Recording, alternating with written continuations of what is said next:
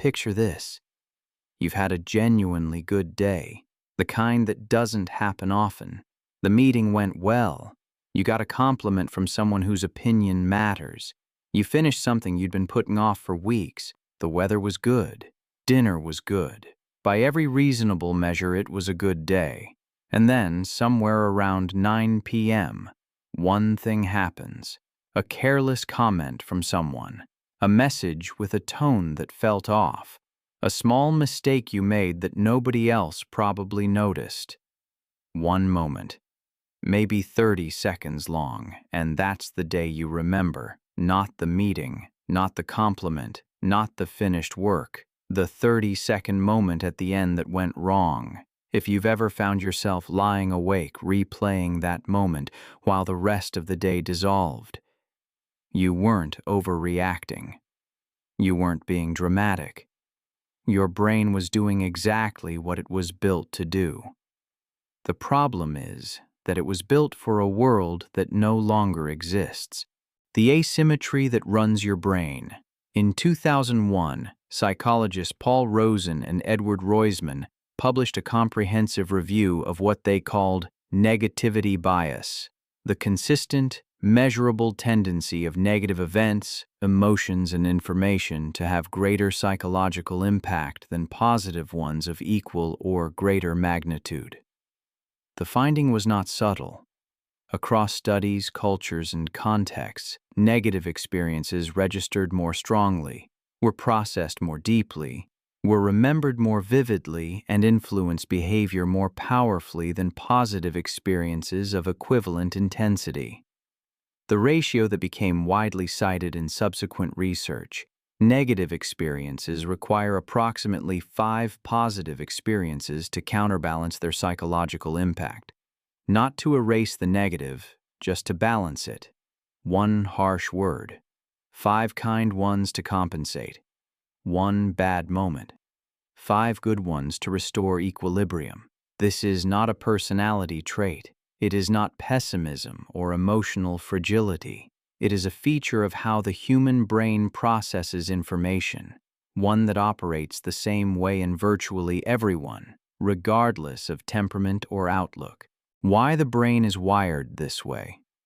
The evolutionary logic is straightforward, and it helps to understand it before dismissing it as irrational.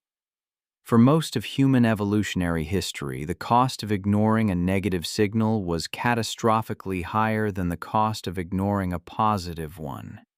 Missing the presence of a predator was potentially fatal. Missing the presence of food was unfortunate but survivable. Missing a social threat, a shift in someone's attitude toward you, a sign of hostility within the group, could result in exclusion from the community that kept you alive. Under these conditions, a brain that weighted negative information more heavily than positive information had a significant survival advantage. The asymmetry was not a bug. It was the most rational possible response to an environment where bad outcomes were often irreversible and good outcomes were rarely permanent. Neuroscientist Rick Hansen at UC Berkeley describes this dynamic as the brain being like Velcro for negative experiences and Teflon for positive ones. Negative events stick. Positive events slide off. The brain's threat detection systems, centered in the amygdala, respond faster, more intensely, and more durably to negative stimuli than to positive ones. Research using neuroimaging has confirmed that the brain processes negative and positive information through different pathways and with different resource allocations. Negative stimuli activate the amygdala more strongly, trigger longer-lasting neural responses, and are encoded into long-term memory with greater fidelity than positive stimuli of equivalent emotional intensity. The brain, in other words, takes better notes on bad things than on good things, by design. What this looks like in daily life. The negativity bias manifests across almost every domain of daily experience in ways that are so consistent, they're easy to miss. Inattention. Negative information captures and holds attention more effectively than positive information.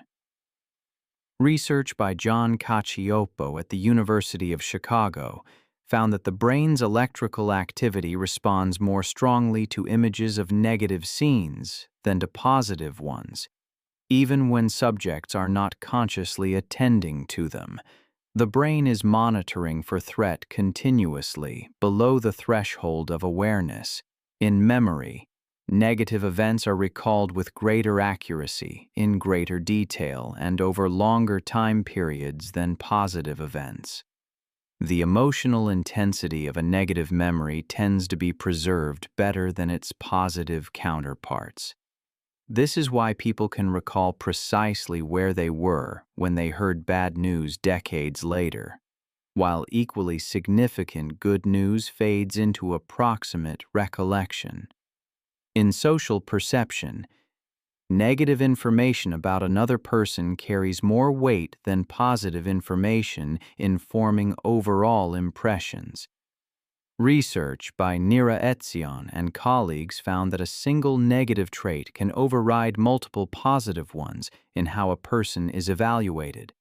A phenomenon sometimes called the bad is stronger than good effect in impression formation.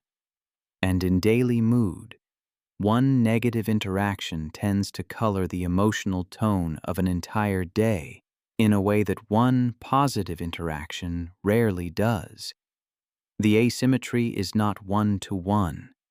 It never is. The mismatch problem. Here is where the evolutionary logic becomes a contemporary problem. The negativity bias evolved in an environment where negative signals were typically about immediate, concrete, physical threats, things that required urgent behavioral response. The amygdala's fast, intense reaction to threat made sense when the threat was real, present, and actionable. The modern environment is saturated with negative signals that are not immediate, not concrete, and not actionable. News cycles optimized for threat salience deliver a continuous stream of negative information about events happening elsewhere to other people that the brain's threat system registers as personally relevant. Social media surfaces negative interactions, a dismissive comment, a critical reply, an unflattering comparison in a format that is perfectly calibrated to trigger the amygdala's response. The brain cannot easily distinguish between a predator in the immediate environment and a threatening message on a screen. The same systems activate. The same resources are allocated. The same memory encoding begins. What changes is that in the ancestral environment, the threat would eventually resolve. The predator left. The social conflict was settled. The danger passed. The brain's threat response would deactivate, and the system would return to baseline. In the modern environment, the threats don't resolve. New ones arrive before the response to the previous one has fully deactivated. The amygdala never fully settles. The negativity bias operates in a target-rich environment, continuously, without the natural resolution cycles that the system was designed to experience. The result is a brain that is, by evolutionary design, paying disproportionate attention to negative information, in an environment that provides more negative information than any human brain in history has ever had to process. Paul Rosen, reflecting on decades of negativity bias research, has noted something worth sitting with. The bias is not reducible to irrationality. In the environments where it evolved, weighting negative information more heavily than positive was the correct strategy. It kept people alive. What has changed is not the brain. What has changed is the ratio of genuine threats to perceived ones, and the volume of negative signals the environment delivers on any given day. The brain is running a threat detection algorithm that was calibrated for a world with far fewer inputs. It has not been updated for an environment that delivers hundreds of them before noon. The 30-second moment that ruined your good day was not a malfunction. It was a brain doing exactly what brains do, prioritizing the signal that evolution taught it mattered most, encoding it deeply and returning to it repeatedly to ensure that whatever went wrong would be remembered and, ideally, avoided in the future. The problem is not the mechanism.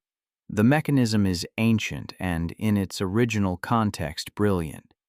The problem is the context. A threat detection system of extraordinary sensitivity, operating in an environment of extraordinary negative signal density, in a body that has not changed in any meaningful way since the Pleistocene. You weren't overreacting. You were running very old software in a very new world. Mind translator, psychology translated clearly.